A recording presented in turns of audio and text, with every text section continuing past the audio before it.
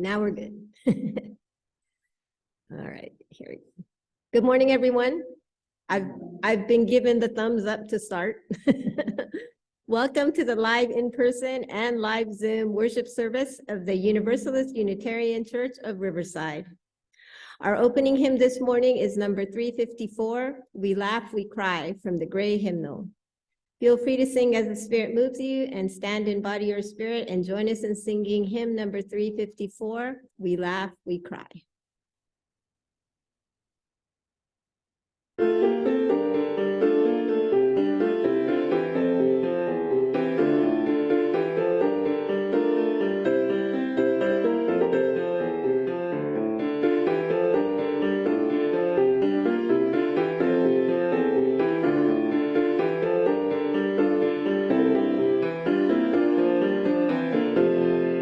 We laugh, we cry, we live, we die, we dance, we sing our song. We need to feel there's something here to which we can belong. We need to feel the freedom just to have some time alone. But most of all, we need close friends we can call our very own. And we believe in life and in the strength of love. And we have found our need to be together. We have our hearts to give, we have our thoughts to receive, and we believe that sharing is an answer. A child is born among us and we feel a special glow. We see time's endless journey as we watch the baby grow.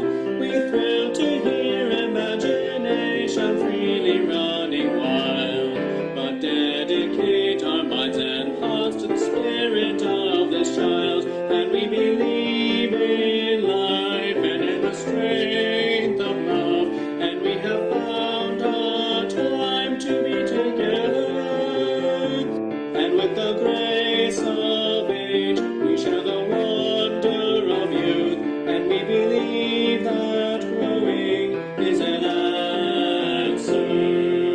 Our lives are full of wonder, and our time is very brief. The death of one among us fills us all with pain and grief.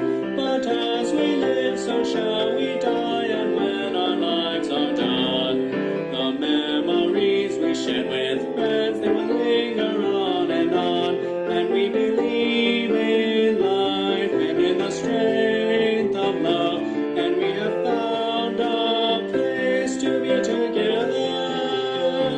We have the right to grow, we have the gift to believe that peace within a living is an answer. We seek elusive answers to the questions of this life. We seek to put an end to all the waste of human strife. We search for truth, equality, and blessed peace of mind. And then we come together here to make sense of what we find. And we believe in life and in the strength of love. And we have found our joy being together. And in our search for peace, maybe we'll finally see, even to question truly is an answer.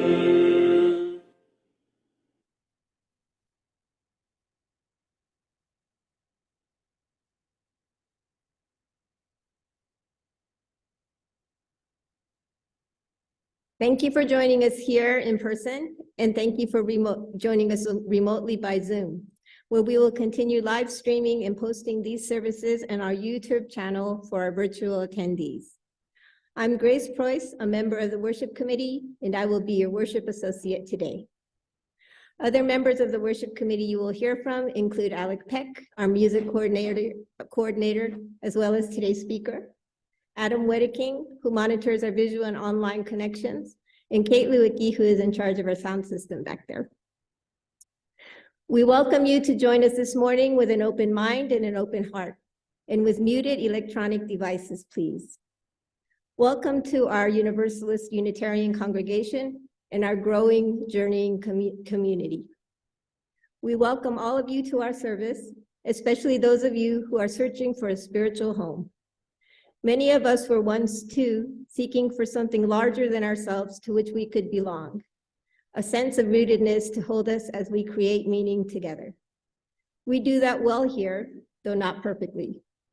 In this congregation, we strive not for perfection, but for authenticity and connection. Today, our service focuses on a discussion about the new proposed covenant and principles that will be examined at the 2023 Universalist Unitarian General Assembly. General Assembly, or GA, is the annual meeting of our Unitarian Universalist Association. Participants worship, witness, learn, connect, and make policy for the association through democratic process. It is a gathering where we conduct business of the association, explore the theological underpinnings of our faith, and lean fully into our mission and principles. This year, the GA will be held on June 21st through the 25th of 2023, online or in person in Pittsburgh, Pennsylvania. And our in-person delegates will be UUCR members Alec Peck and Adam Wedeking. On April 3rd, the California Department of Public Health ended masking and vaccination requirements in high-risk settings. However, we encourage you to exercise personal choice on this matter according to your own judgment.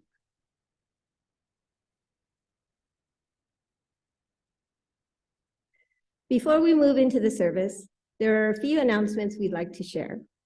We will mention several websites, email addresses, and phone numbers. And at the end of the service, we will leave up a slide with all of this information, and it is also available on our website.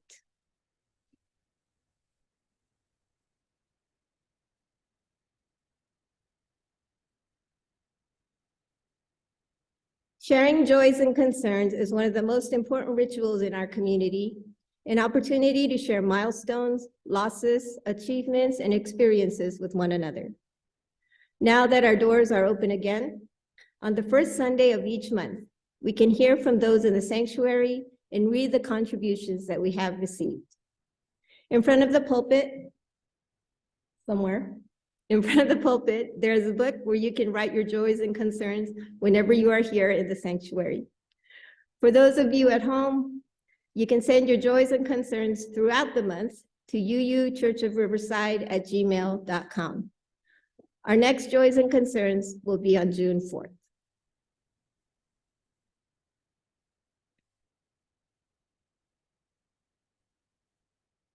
The silent auction has begun on the items and services displayed in the parish hall. In our offerings, we have classes in drumming, jewelry making, and pisanki, which is Ukrainian-style egg decorating. And those are the few things that you can all bid on in our silent auction. The family barbecue. We invite you to kick off the summer at the family barbecue on Memorial Day, Monday, May 29th at 3 p.m. It will be held in the lawn area between the church and the annex. Tickets are as follows: $25 for adults, $12 for children ages 6 to 12, and ages 5 and under are free. Please see Kate if you would like to help out or bring something to the meal.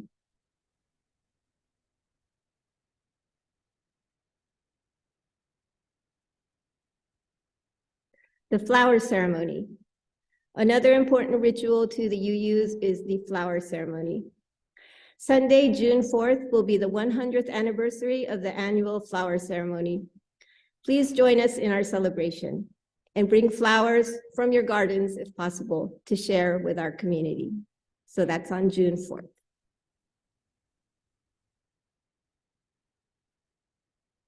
The Social and Environmental Justice Committee meeting is today in the annex at 11:30 a.m. You can find the Zoom link and more information on the website under Social and Environmental Justice.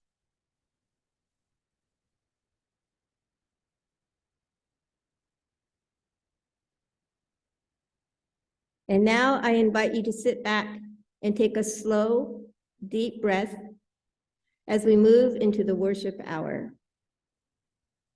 You are welcome to read with me the mission statement of our church. Our mission is to foster a diverse religious community that celebrates life, affirms the individual, encourages spiritual growth and open thought, and works to advance social justice and environmental sustainability.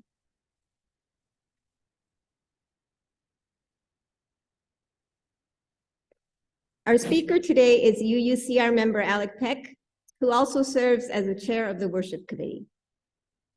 Alec has been a practicing UU for 22 years and has a deep passion for the intellectual and spiritual challenges which arise from exploring the 6 sources of our living tradition. He was raised in a UU church chosen by his father, raised Quaker, and mother, who was raised Jewish, but is human atheist in practice.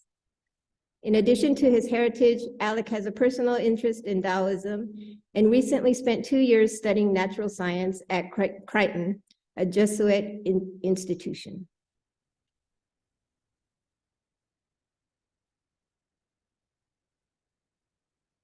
Today's sermon is entitled UU General Assembly 2023, New Proposed Covenant and Principles.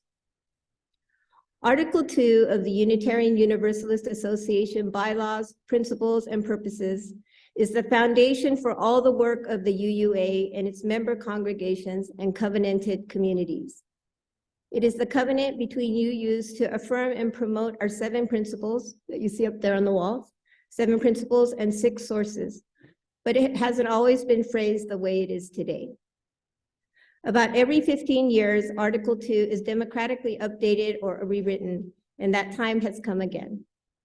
The proposed new version of Article 2 completely re-envisions the principles and sources as UU values and reactions have been mixed. Next month at General Assembly, delegates from our church and others will vote on amendments to the proposal before a vote to approve the draft. Today's discussion provides a great opportunity to reflect on what we want to see in our UU covenant, and your feedback will be a useful resource to the delegates that attend this convention.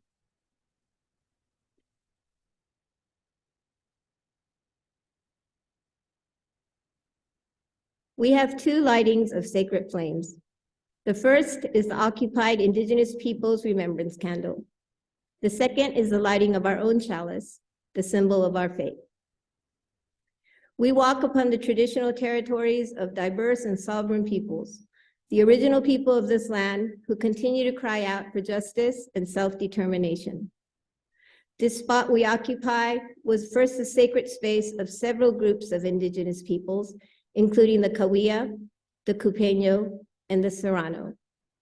We, the Universalist Unitarian Church of Riverside, light this sacred flame as the stewards of this sacred and holy place. We are blessed with a space and opportunity to strive to live out our common principles, to bring justice, equity, and compassion into our daily lives, to resist all that threatens the earth and her people, and to be part of a world community with peace, liberty, and justice for all. Let these thoughts carry us forth as we journey and worship together.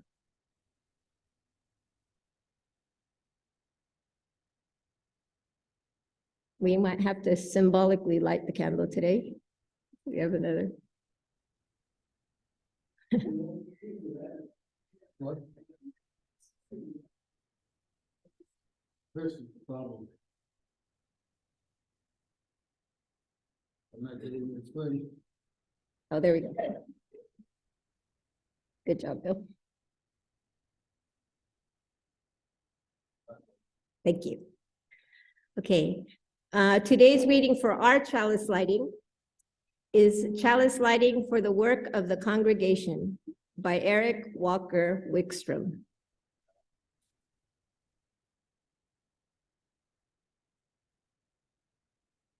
As we approach our agenda, let us remember that we are doing the work of the congregation. When we do the work of this congregation, we touch lives. When we touch lives, we change the world. May this chalice flame we now kindle remind us throughout our meeting of our ministry and our mission.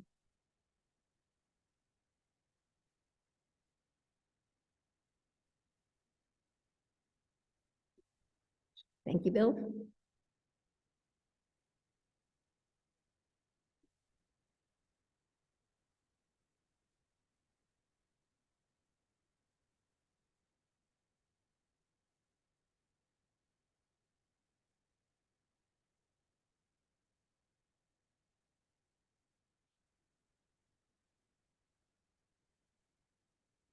Our next segment is greeting our guests.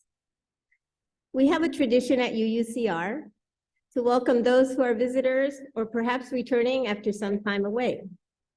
We know it can be uncomfortable to stand up and speak in front of others, and so now I will ask for a volunteer, excuse me, from someone who has been here a while to tell us your name and how you found out about our church. We ask you to step close to the mic in front of the pulpit and speak into it directly and clearly so that everyone can hear. However, please be aware that you will be visible on our Zoom camera and in the recording of this service, which is posted online. Do we have any church members today who would like to volunteer? Avery, thank you.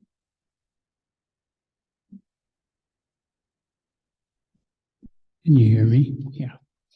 My name is Avery Burrows. I found out about the UU Church through as being homeless, coming by and partaking of the free coffee at fellowship time and talking with people. And I liked what I saw and heard, and I kept coming to services and became a member 12 years ago. Thank you. Thank you, Avery. And that's how it's done. So if you are new here, a visitor, or an old friend, please raise your hand to stand and come up to the mic. Lady in the front, please step forward to the mic. Tell us your name, how long you've been here, and how you found out about our church. Well, my name's Louise, and I came here to visit from Pueblo, Colorado. I'm the president of the board of the First Unitarian Society in Pueblo, Colorado. And I'm here visiting my nephew for a few days and then on to Oahu to visit my stepdaughter with my husband. So I went on the internet to find you and thought I'd visit. We're happy to have you. Thank you for visiting. Okay. Was there anyone else who'd like to introduce themselves today?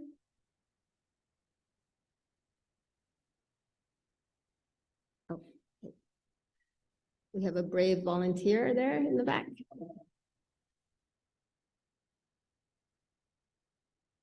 Good morning.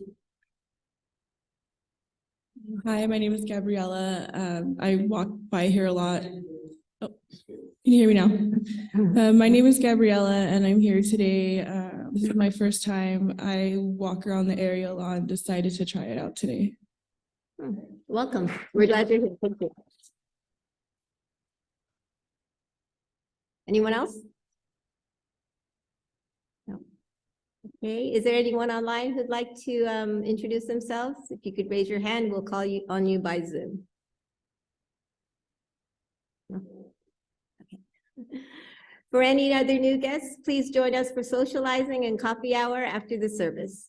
We'd love to chat with you out in the parish hall, where you can also find our visitors book by the entrance. Please leave your name before you leave so that we know you are here, and leave your contact information if you'd like to know about upcoming events. For those online, the best way to get added to the mailing list is to email the church office at admin@uuchurchofriverside.org. Our hymn, I don't know where my voice is. Our hymn now is number 123, Spirit of Life, the gray hymnal. Please feel free to sing as the Spirit moves you, and stand in body and spirit now and join us in singing number 123, Spirit of Life.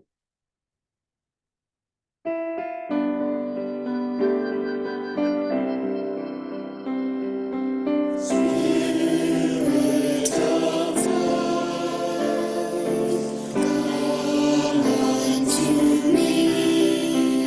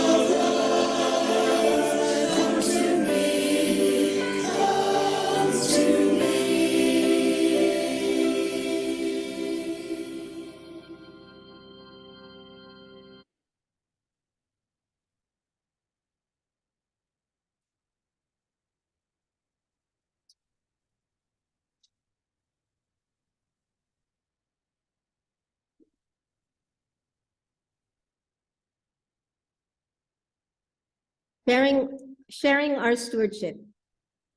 This portion of our service is to support our beloved historical church. This can be accomplished in several ways. In addition to the weekly collection, you may send your checks to the church address, which is shown here. You may contribute by PayPal using the QR code, which is shown here, as well as on the church website and in the newsletter. Stater Brothers Market gives our church a rebate on Stater grocery cards, which we will have in church each Sunday. You will get the full value, and the church also receives a percentage for free. Please see our treasurer, or actually, please see Dinah Rowe, to purchase the gift cards. Please donate as the Spirit moves you by whatever method works best for you. Thank you for your generosity. And to those who give of their time and their talent, thank you for your generous care and attention. Will our ushers now please come forward to receive the collection? We will also be coming around with a tote bag to collect non-perishable food and hygiene items for those in need.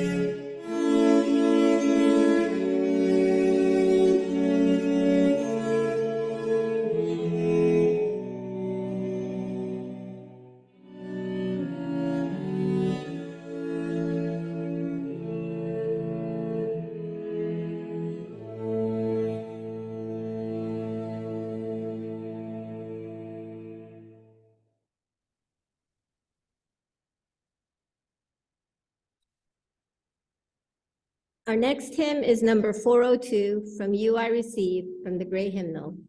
Feel free to sing as the Spirit moves you, and please stand and body your spirit and join us in singing hymn number 402, From You I Receive.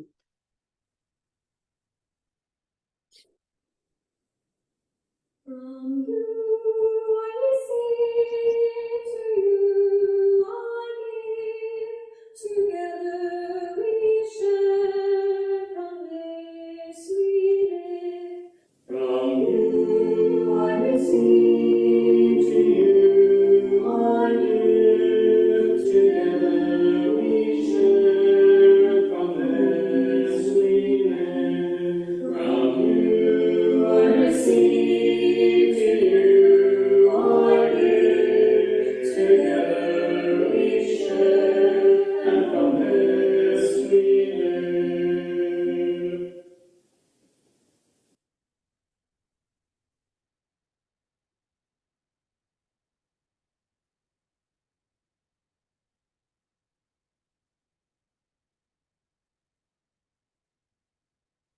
Our meditation today is the UU Covenant. I invite all of you to read it along with me.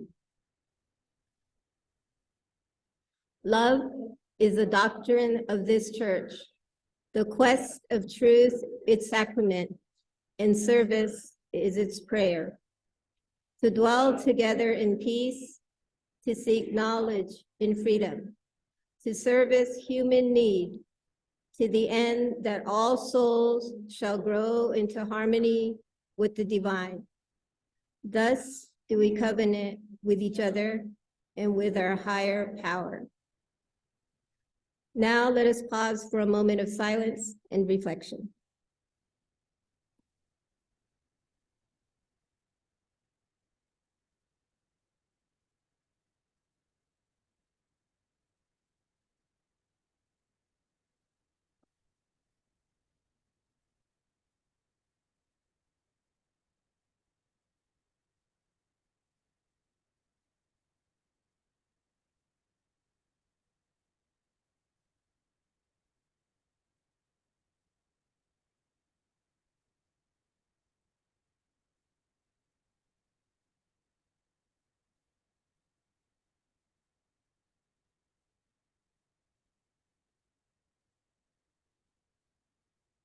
Before I invite Alec to the pulpit, I'd just like to read an excerpt of a article that I found in UU World.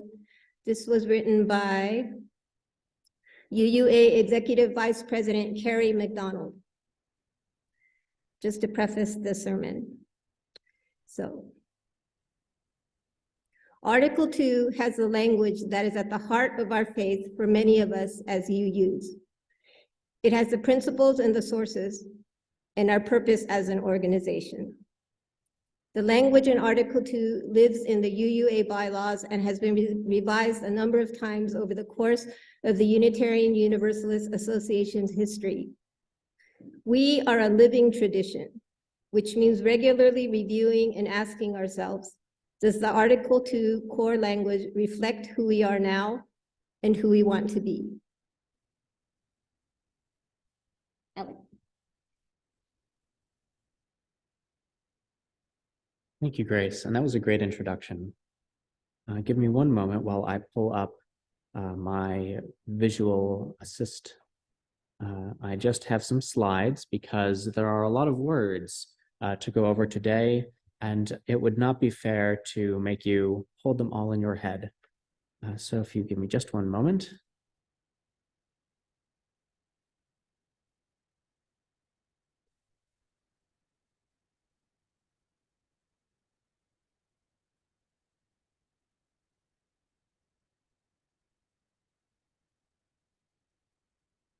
And Adam, I'll just need, yep.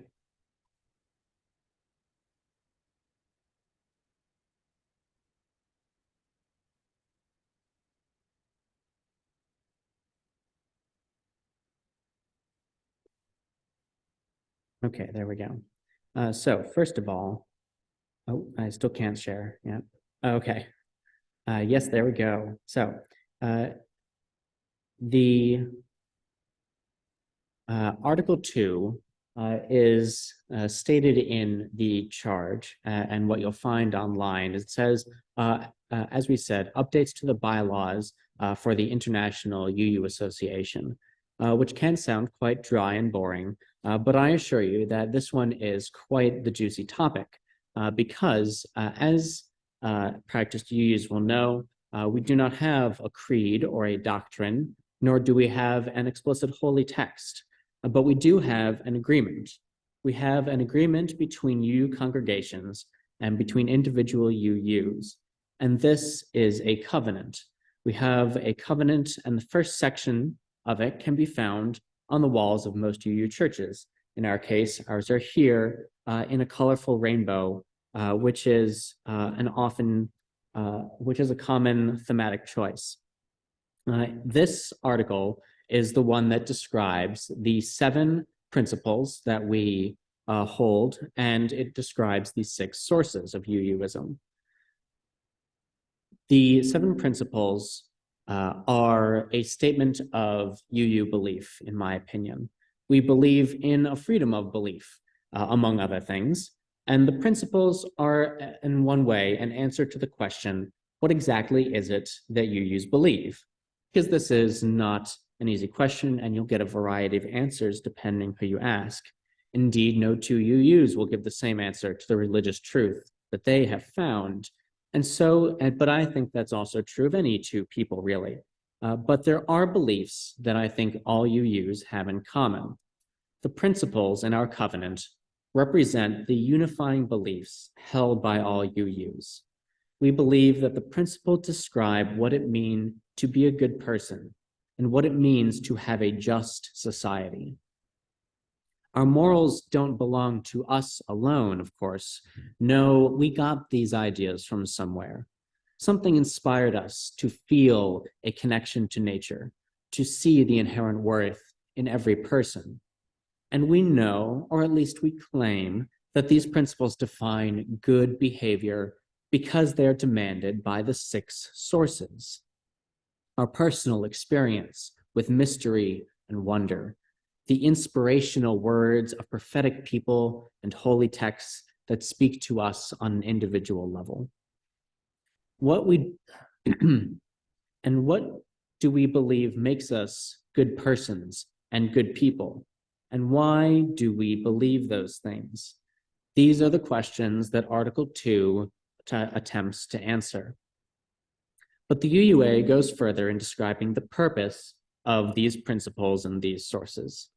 They describe 6 unique purposes for this article. First, theological, to help us articulate our shared values and theology.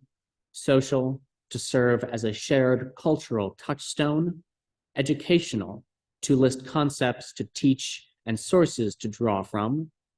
Personal, to serve as a personal code of ethics. Evangelical, as a way to explain to others who we are and to draw in their interest. And rhetorical, to be used in public situations to define our beliefs or morality in legal or political contexts. And we believe in a living tradition, as Grace already mentioned, which means that we can't assume that we just already got it right. In accordance with our own bylaws, about every 15 years, we do a process to reevaluate our covenant and perhaps update it. Here I'll read the UUA's passage on updating the Article 2. Our current principles and purposes were last revised in 1987. At General Assembly 2017, there was a discussion of amending the principles to add an 8th principle, addressing racism, and an amended 1st principle, addressing non-human life. The 5th principle was the subject of a report in 2009, which dealt with the ways in which General Assembly and other Unitarian Universalist gatherings do and don't embody the inclusive democratic process. And the 7th principle has also been the subject of discussions and about other possible amendments. There have been many projects, resolutions, task forces, and other strategies that have come from the board, the Commission on Appraisal, and grassroots groups, which encourage us to take a look at our principles, purposes, bylaws, and rules. It is time for us to do a review and make changes so that we are living into the Unitarian Universalism of the future, a Unitarian Universalism that holds us in times of great need and ethical, moral, and spiritual crises. We are in one of those times now.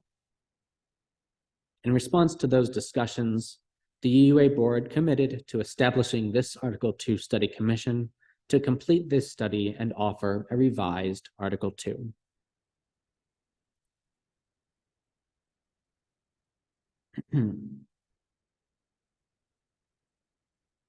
So, I'd like to, in brief, go over some of the details of the new proposed draft, partially for those who are perhaps not yet familiar, but also at least just to recap what it is we're talking about in this case.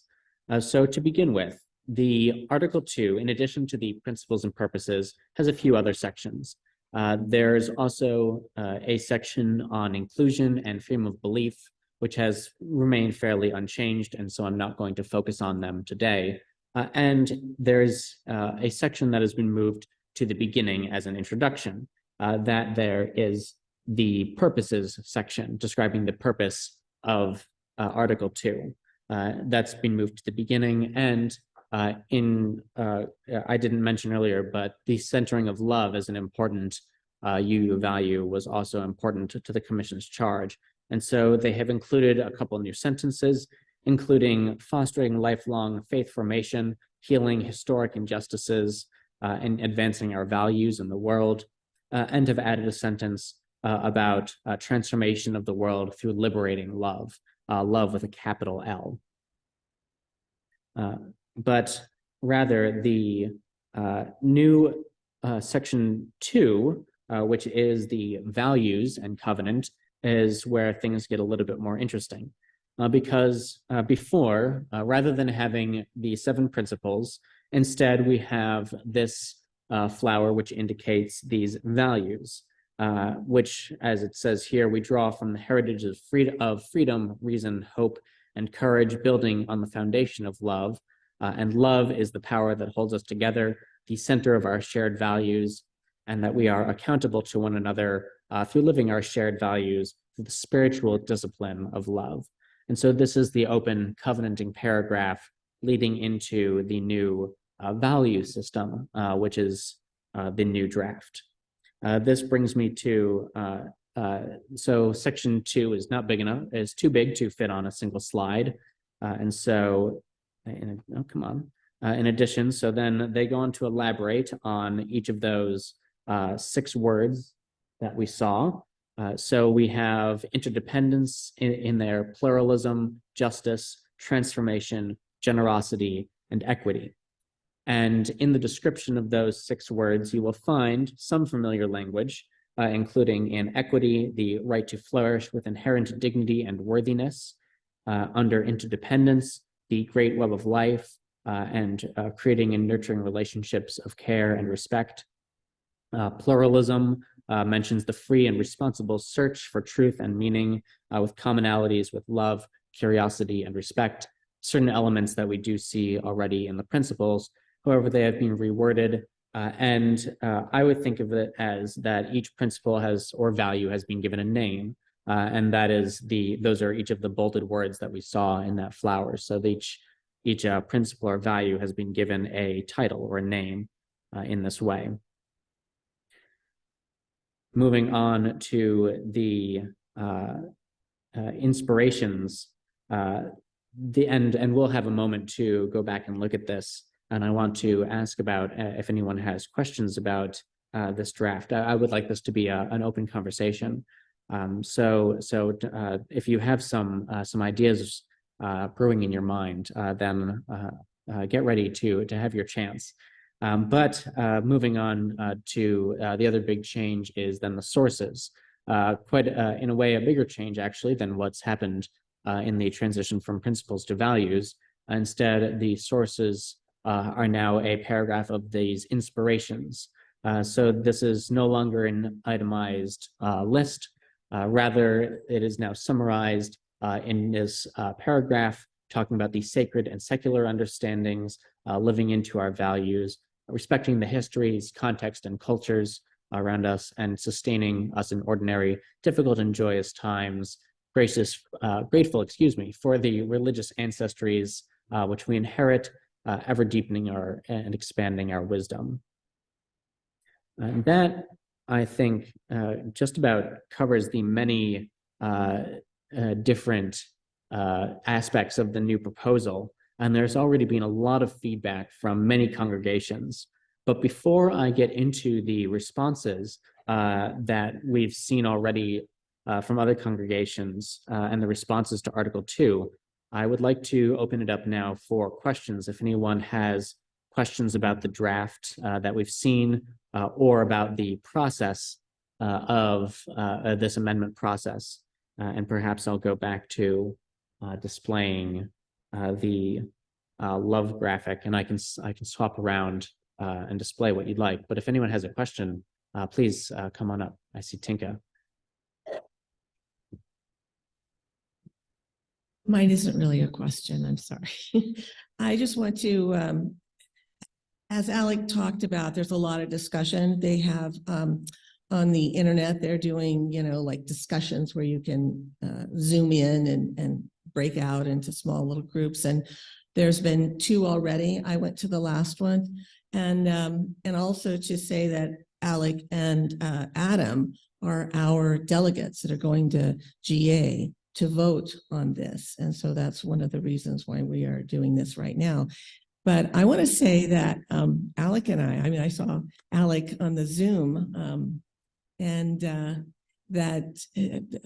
just a shout out, because there was a woman that was there. I don't even know what part of the country she was, but she specifically said that, there's a really great, put together a really good thing, and it was by the director or something of a church. His name was Alec, and it was you. And she put the link up there, and everybody, please look at this and read it because it's really good. So I haven't had a chance to do that, but I just want to say how, thank you very much for that. And obviously there are other people who are benefiting from what you put together. Thank you, Jinka. Dr. Beck Wheeler is from the UU Fellowship of the Peninsula in Newport News, Virginia. I visited them only once before, actually, when I was down there for work purposes,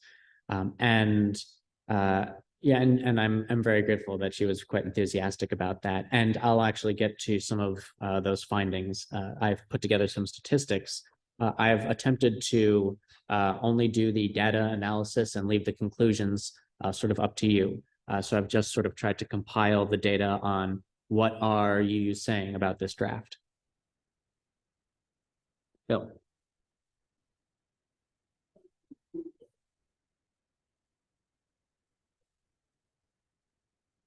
Whereas we have the stuff here that tends to be a nesting effect, one within the other. Once you manage this step, you manage the next, starting from the micro or the personal and going to the macro.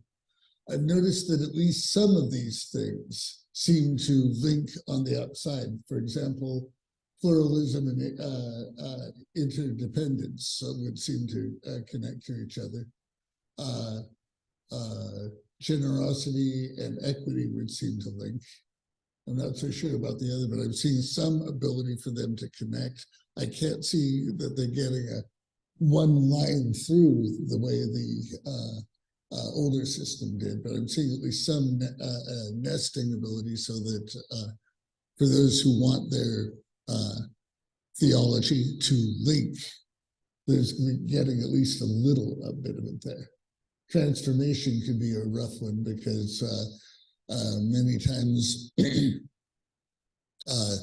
for those of us who distrust new forms coming in, that one could be really shaky.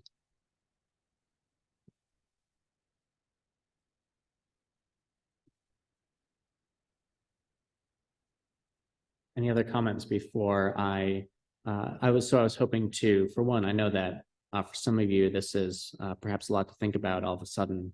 And so I was going to present to you some of the other main concerns that people have had. And so you can, perhaps that will give you some food for thought on if you agree or disagree with some of those concerns, or if there's, perhaps it reminds you of something that that you feel that you'd like to see. But I'm going to, move on then to so as was mentioned, I've done a little bit of an analysis so there is, this draft has been contentious to say the least, and with so many changes that have been made compared to the previous draft, there have been many amendments submitted to this. And there is a process of amending the draft. Over 470 total amendments and comments have been submitted. However, not all of those are formal amendments yet. And with Margaret's help, my partner, together we compiled all of those amendments to try to determine the common themes among all of those who thought, that is, the common themes among those who felt that this draft could be improved. But first, so I thought I would start by, really I can break these down into three sections first. And this first one looking at sort of that opening covenantal paragraph that now introduces the text, which I believe I have put a little bit smaller on the screen there. But to start with, also in regards to the values and principles, there have been some positive aspects that people have been really happy to see. The inclusion of speaking about systems of oppression has been popular. I'll speak a little bit of the sources later, but removing certain problematic language like the phrase Judeo-Christian teachings. And perhaps the biggest positive, in my opinion, is that they're no longer in a numbered list. This is a more egalitarian structure where where it's no longer the first, second, third principle. Instead, we can say something like the principle of justice and the principle of transformation. Although I'll get to that in a moment. There have been certainly some contentious things. Again, with so many changes, I've sort of broken it down, and these are the main concerns that I saw about this opening paragraph. A lot of people had an issue with the phrasing and the verbiage of the word covenant and how we're using the word covenant. For some people, that has a very explicit Christian meaning, and accountability as well. Accountability has some other connotations that some people don't like, and what it means to hold somebody accountable is perhaps not a burden that we are intending to take on. In addition, there are some issues regarding the function of love, which is a big concern, and we'll see that as well when we look at the numbers from the principles, but also addressing the fact that themes of oppression is mentioned alongside racism specifically, a theme right now of our time.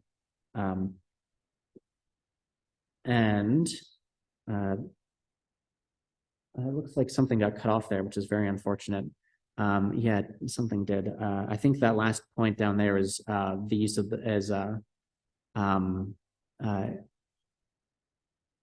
I'm not sure, so you'll have to follow up with me if you really care about that last bullet point.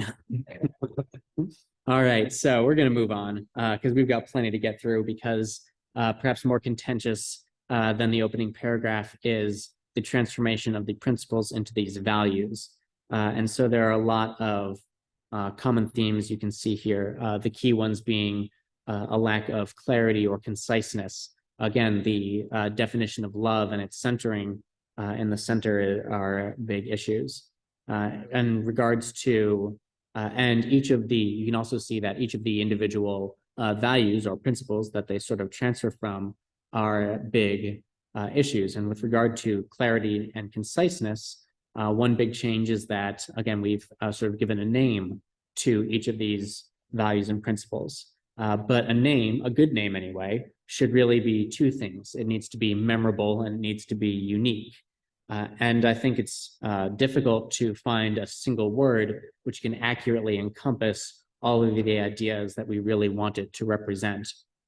And I think one good way of solving this would just be to add an additional adjective like personal transformation or inherent worth is a nice and concise phrase that has a nice and specific meaning. But then also from the exact function of love within our covenant. Within our covenant, we might wish to talk about at least three kinds of love, sort of self-love and interpersonal love, but also communal love. And in the opening paragraph, we need to define exactly the specific UU version of love, because love is a process. And it's the actions that we take to realize our values. And every action in this covenant is certainly a manifestation of love. And it's certainly a shared theme throughout all of these values that we see here. But there is criticism that we do not think that it should. It's often used with a capital L here. And although it is a common theme, it should not be the hierarchical Godhead from which all other morals flow. Some people like the imagery with the flower. Some people don't, even if they like the system of named values. But also a big contentious point is the role of democracy, which is being de-emphasized. It's sort of hidden inside the role of interdependent, actually, I believe it's pluralism is where it's in there now. And racism, again, is mentioned specifically alongside systems of oppression when we talk of justice.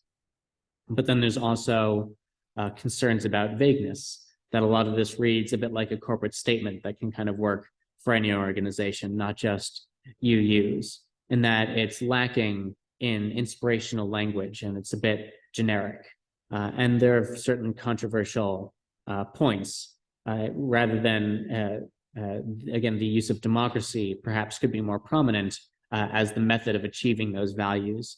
We might wish to address systems of oppression more broadly, beyond just racism.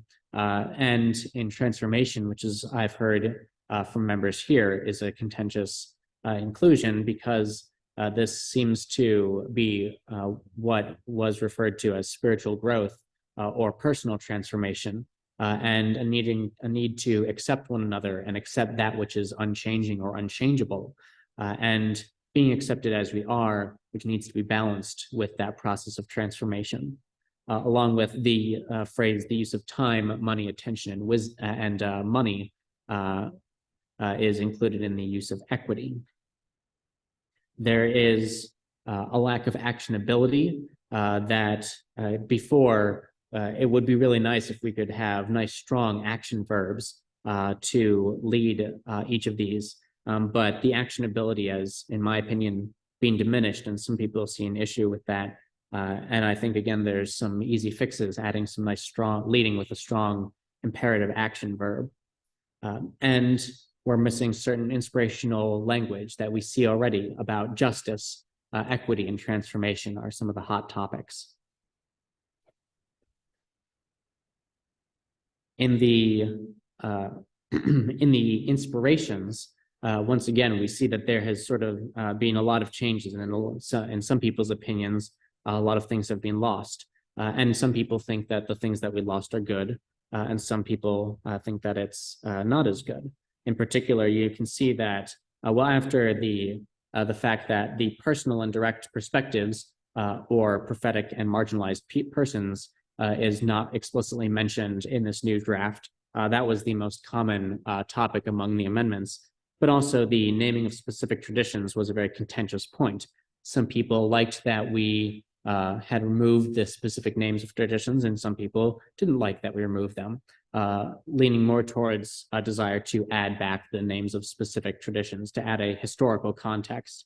And indeed, the need for an historical context is also in this list of common issues, 22% there. But then also, again, a need for more specificity, that this sounds very generic, but also an important point that I haven't mentioned yet is the inclusion of, or the fact that we are a liberal tradition specifically, that we do not really see the value in things like fascism and totalitarianism and denialism.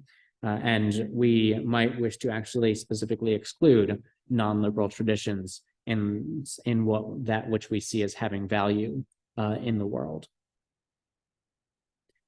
And there is going to be a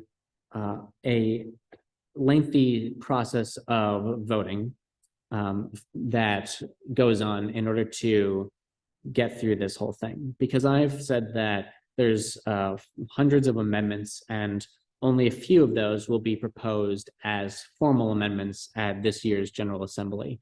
In fact, the rumor I've heard is that we'll only be able to get through about 10 of the proposed 470. Yeah, and that's if UUs can stay on track. Yeah, pause for laughter. And so there's a lot of questions that I think we would really like to hear from you. Well, first of all, I'll explain that the way that this happens is first, Adam and I and the rest of the delegates will vote on amendments that we like, which has a very high passing threshold. The board then takes those amendments, revises their draft, and then they give us an amended draft for us to vote on once again. That's to approve the draft. And after the draft is approved, we will then have 1 year to circulate it around, give it a good hard look, and compare that to our current Article 2 and decide if we prefer that or the amended draft over what we currently have. And so I have basically a few big questions, and a lot of them really do tie directly to the core of sort of what we believe individually. What is it that we would like our covenant, our agreement of what we believe to say? What is it that, or if you agree with any of these concerns that I've mentioned, what is it that you think, Adam and I, are there amendments that you want us to, that you think that you would perhaps vote in favor of because they address something that you're concerned about? Or is there anything that you really feel really need to be included in a new draft of our covenant if you were to feel in favor of that new version? And so once again, I want to open it up to any general questions or comments And I can, again, go back on to any slides if you'd like to see that information again. Yeah, Bill.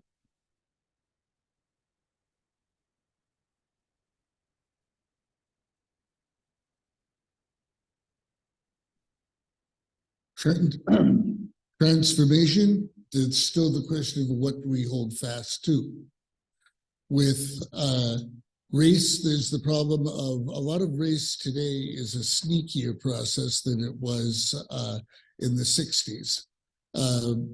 Because a lot of people see their cultural carriers that are attached to particular groups. Somebody is not going to be out there, and a lot of it's tied more into money and the idea that says, I don't trust this racial group over here or this block of people over here because I don't trust them to be skilled in basically how they live life. In other words, there's somebody who'd never drop an N-bomb, but or a Latino slur, but they'd look and say, I think they're dummies, and I don't want them to have total control in the school setup, or the people who are just following the money and saying, let's drive a truck corridor through the poor guy's neighborhood, and they can suck the diesel and have cancer in their area, because in that case, we're talking less about race and more about money. And the two things seem to be conflated rather heavily and might be something that we need to address in that form. Yeah, so I think the highfalutin word for that is intersectionalism. I need to talk about intersectionalism in the addressing systems of oppression. I think that is a good and common concern among a lot of UUs.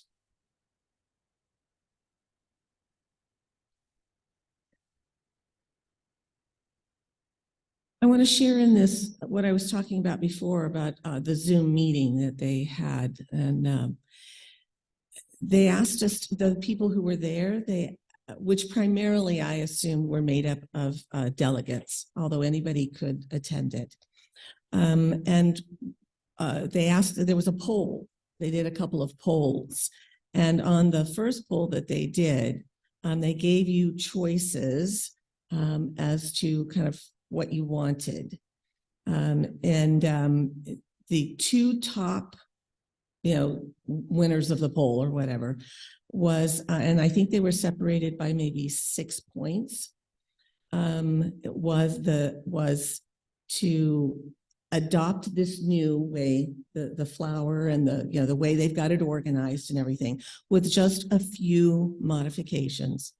And the other one was to leave the 7 traditions as they are and to add on an 8th, the 8th that we've talked about before, which deals with racism, anti-racism, and making that a statement. I actually have the results of that poll right here. Okay.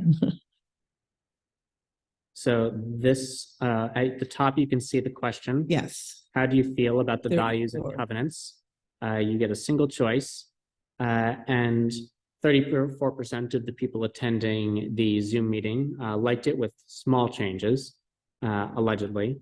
Then the next. Yes, followed by they want to add principles with the 8th principle, and then followed by wanting to add the principles as a new section in addition to what's currently stated. And I've seen a lot of discussion about ways to blend what's been given and what we had. And I think that, as I mentioned, I do think that there are some really valuable things that they've done with this draft. I personally think that that there are a lot of things that there are only a few things that I like, and most of the things I would want to see sort of reverted, but that still leaves a few things that I would like. I really do think would make our current Article 2 better if we could incorporate them. And so I do think that there is a way, personally, to synthesize these ideas to make them both better. And I think that is reflected in this. And Sorry, so I went in, and then we broke out into these, your little rooms that you can do on Zoom, the breakout rooms. And I happened to go with the one on this that came in second, the one about to keep the principles as they are and add on an 8th one. And there was a woman in there, and I'm going to send you her link or whatever, that she took the 8th that we got several months ago. It was kind of long and wordy and everything. She took it and framed it in basically the same style as our 7 our 7 principles, so that it would fit the language, would match with the language that we have. So, so I guess part of what I wanted to say is we're all looking at, the changes, and there are people who feel like we need to add an 8th principle. We need to face racism and taking a stand against racism. And we need to do that in a very strong way. And that's not reflected, in our principles. And so that's kind of what people feel like we started doing. And then suddenly it's like everything is gone. And here's this whole new thing, this flower and some other things. And I just want to say that you don't have to, or we don't have to, as a denomination, we make the decision, and the decision might be to keep what we have and add something on or make some minor changes, as opposed to completely wiping away what we have had and having all new things. So I just wanted to make that clear, that it's not just we've got to decide on all of these other things. The decision could be, thank you very much, you did a lot of work, but this is what we want to do. I personally lament the loss of the historical sources. I feel that we have a rich history, both with Unitarianism and with Universalism, and I feel like that gets lost. I feel like many of you know I'm a docent here at the church. People come in, I give tours. We're a historical landmark for the city of Riverside. I talk about our, what this church is, because what are you? And 2 things that I hear that bother me, that just hurt my heart. One is, oh, you're like this new age kind of non-denominational church, right? Isn't that the faith? And it's like, no, we have long, centuries long roots that led us to where we are, and is in Spirit of Life, where it's, roots hold me close, wings set me free. I don't want us to let go of those roots.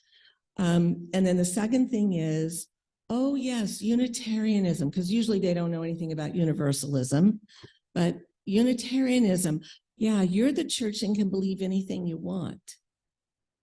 And I feel that if we go to the sort of just a flower, and with these little words on it, I feel like we're kind of going in that direction with them about, so anyway, that's my feeling on it. I feel that, and when I want to know how to live, and many of you know I belong to a 12-step group, and those 12 steps give me a foundation. They give me something that I go back to when I'm struggling, when I'm drowning, when I'm in despair, when I'm, whatever. And same thing here at this church. Those 7 principles are what I go back to when I want to make sure that I am living my life in a spiritual way, and what to do.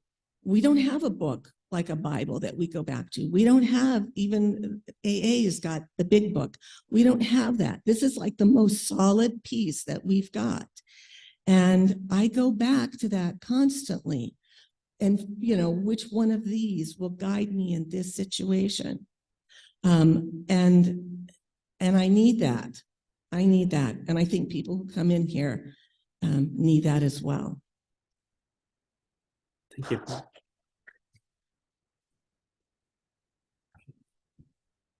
Thank you, Tinka. And yeah, I've heard a lot of those same sentiments from a lot of people, and I agree.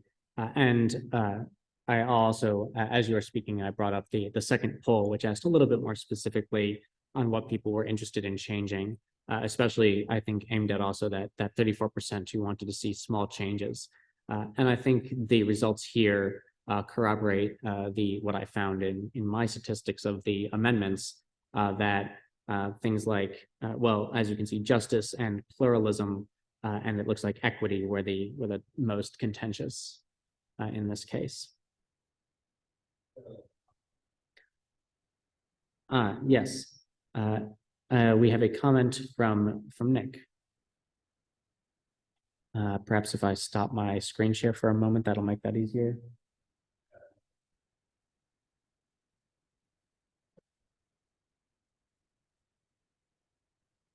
I've got the spotlight. Go ahead, Nick. Good morning, thank you. I'm Nick Williams, and I am a Universalist Unitarian. Thank you for doing this, Alec. I was going to comment that in that group meeting that Tinka was at and I was at too, there were several people who mentioned your analysis, and I haven't had a chance to see it, but your contribution has been noted, and that's great for us and for you. Can you go back to that last slide that you had up? Absolutely. So the last one I had up had the 6 values along with, in bold, the name given to represent each value. I think there was one after that, 2.2. Yes, after that we have the inspirations. Anyway, it was a large paragraph, and you had bullet points on the side, and it was talking about that we do things in the ordinary, the joyous, and I didn't, yes, these sources ground us and sustain us in ordinary, difficult, and joyous times, and I stumbled over the word ordinary. It was like, because most of our language is kind of a higher lifting sense of what it's saying, the difficult, the joyous. And if you're going to put ordinary in there, even if it's always been there, I think that after that should follow the extraordinary, the ordinary, the extraordinary, and the difficult and joyous time. That's something that I would like to see added in there. But that's an appropriate thing to bring up now. Thank you, Nick. And with regard to that sentence, so the first meeting was focused on the inspiration section of the new draft. And in one of the small groups, Zoom groups that I was in, the question was asked, this sentence, the sources ground us and sustain us in ordinary, difficult, and joyous times. And the question is, why is this sentence in here? We didn't have an answer. And then I proposed that the reason this sentence is in here is to justify why the inspirations are even included in our covenant at all. And I think that my answer to why we need to include the inspirations is because we need to sort of justify why we think our values or our principles are good ways to act. Whereas here it's sort of saying that the reason we're mentioning it is because these are the sources of the inspirations that do the grounding, whether your times are ordinary, extraordinary, difficult, or joyous.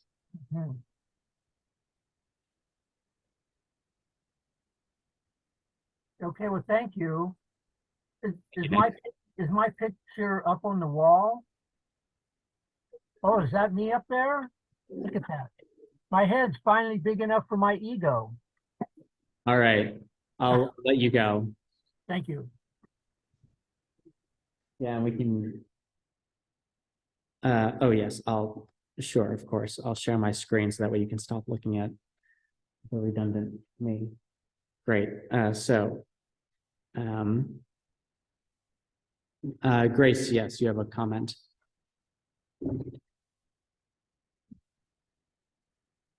So I think one of the most important parts of an organization is their mission statement. There has to be a definite statement that says what our purpose is and what our values are and what we are trying to do in the world. I've seen many statements, mission statements throughout my work life, and some good, some bad. And one of the things that impressed me when I came to this church was that list, because it's, once you read it, everyone can understand exactly what we stand for. There's no extra fancy decorative words in there. Everything is clear. And with the words on the flower, they're so general that everyone can like paste their own subjective meanings to each of those words. And that sort of reduces the unity of what we're trying to do.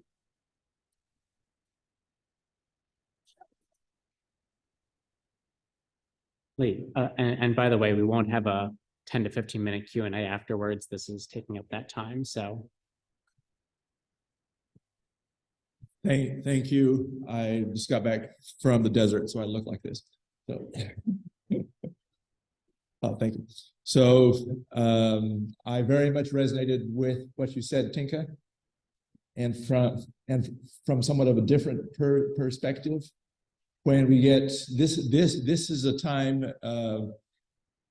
in science and enlightenment values and all of that, which also have very deep roots, just like Christian Universalism or Christian Unitarianism, or the Indo-European mythical constructs and all of those things.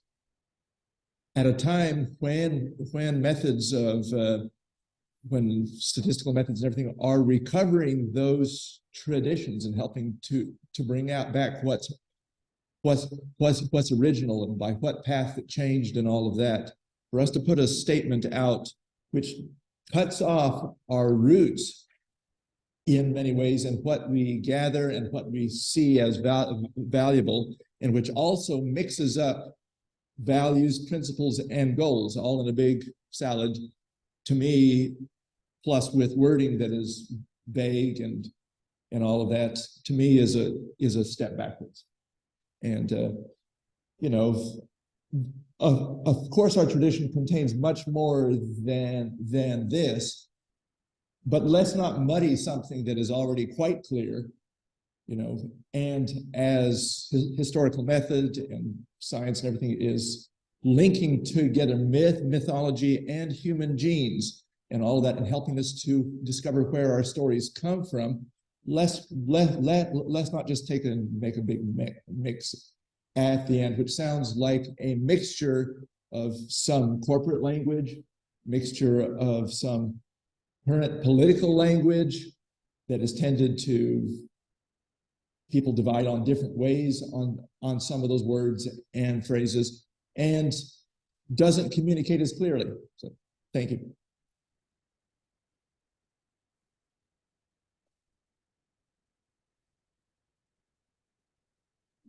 And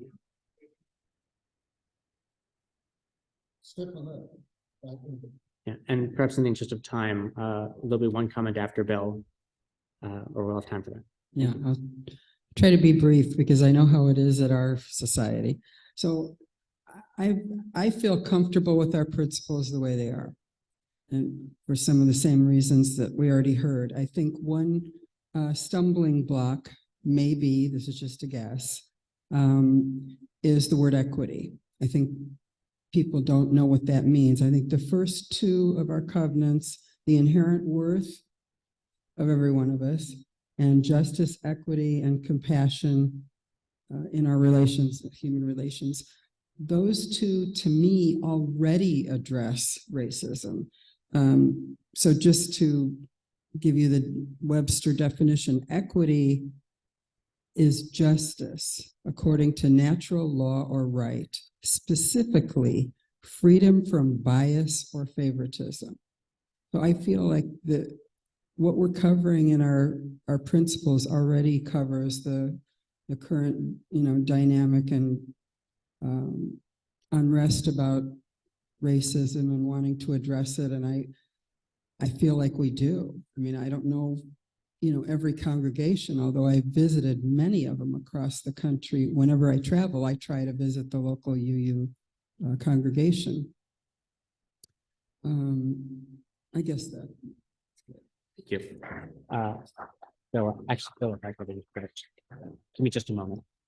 So, yeah, so if I could just interject quickly.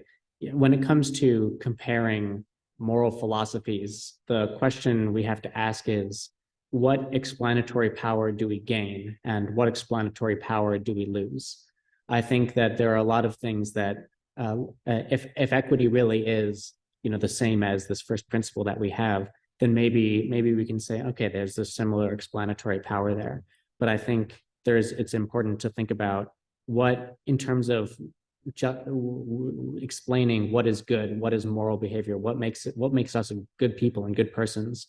We need to be able to see what can we explain with this new system of values that we could not explain before with the principles. Bill. Building again from what Tinka and Lee said, as well as I think what she's saying. First of all, we step away from this one, and I think we really damage the Universalist side of our faith, because right off the bat, we're talking about not being social Darwinists, which is something that industrialization went heavy into. Oh, well, if we're going to be Darwinian, then by all means, let's be soulless, consciousless jerks about things, cut the most ferocious deals that we can that will put certain people in the poorhouse, especially people who don't have the right skin color, then we'll wage slave them from there. And you've got the whole idea of the whole chosen people right off the bat, where it's well, God loves us, but he really wants you to be nothing more than my onion picker. And I think that right off the bat, going to equitable treatment, like I said, modern racism is sneaky. Nobody will ever drop an N-bomb on you, but there'll be a lot of the people in that poor neighborhood that's being exploited will be people of color. And some people are neo-racists.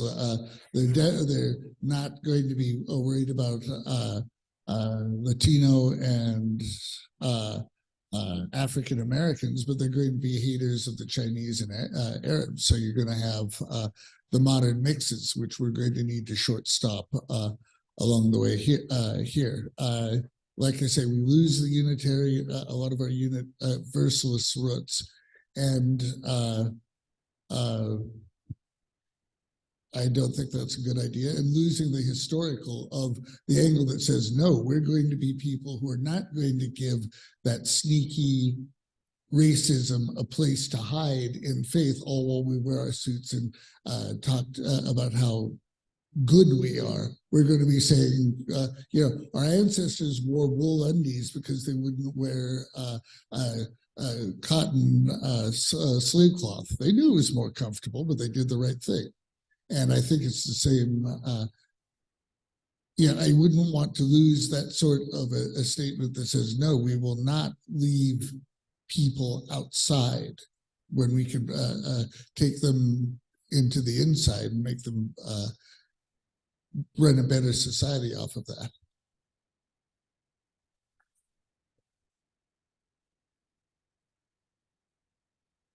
All right.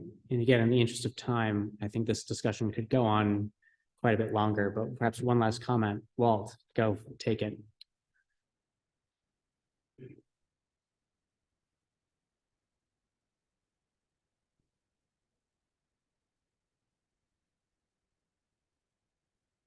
I read over what was online, and so I saw the flower and all that. And it seemed not really too harmful, although I would agree with what I've heard, and based on these, I prefer this. But my main I prefer the original, but my main criticism would be, I did read at one point where we say we're against racism, and then I think structural intolerance.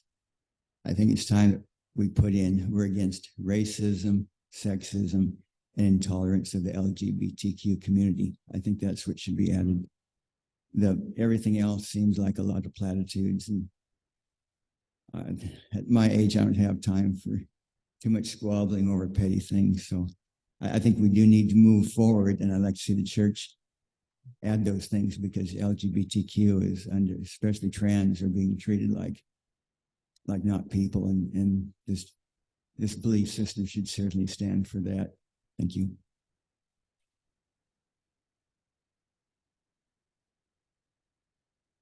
Yes, so I forgot to write an outro. So I'll just finish by saying, I think the complicated thing here is that there is no denying that these values, they are UU values. We do value those things. And again, I think it's a question of, and these inspirations, I think it is accurate. And so it's not a question of if it fits, I think with a few notable exceptions. I think it's not so much a question of if these really fit for who we are, but it's a question of whether they really are the best way of describing what we believe and what it is that we hold true. Okay, so thank you so much for your time, and let's, I think we have a benediction to lead us out.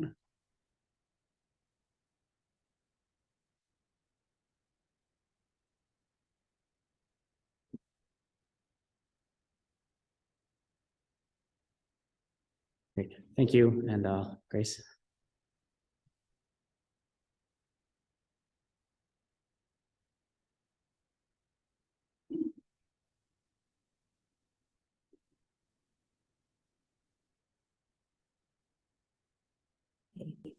Are we going to do the song?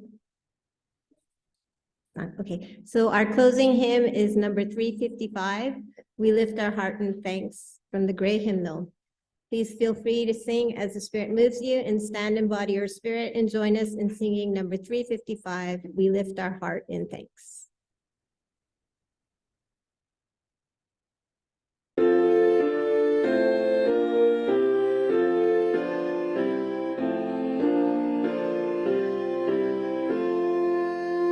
We lift our hearts in thanks today for all the gifts of life, and first for peace that turns away the enmities of strife, and next the beauty of the earth, its flowers and lovely things. The spring's great miracle of birth, with sound of songs and wings. Then harvest saw its teeming soul in orchard, croft, and field. But more the service and the toil of those who help them yield, and most the gifts of hope and love, of wisdom, truth, and right, the gifts that shine like stars above to chart the world by night.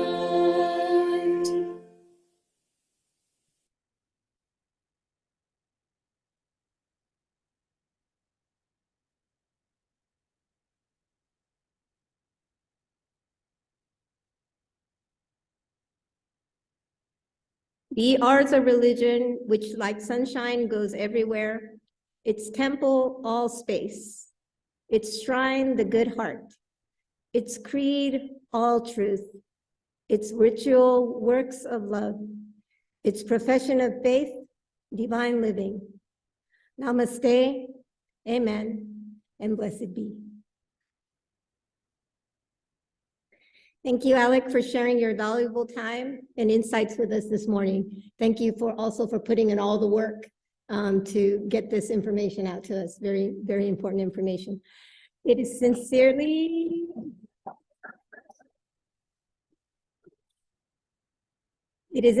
appreciated, and we look forward to hearing from you again. Are we doing a Q&A? No? Okay, I think we've done enough Q&A today. Okay, so this concludes our service. Thank you very much for all of your participation. Thank you.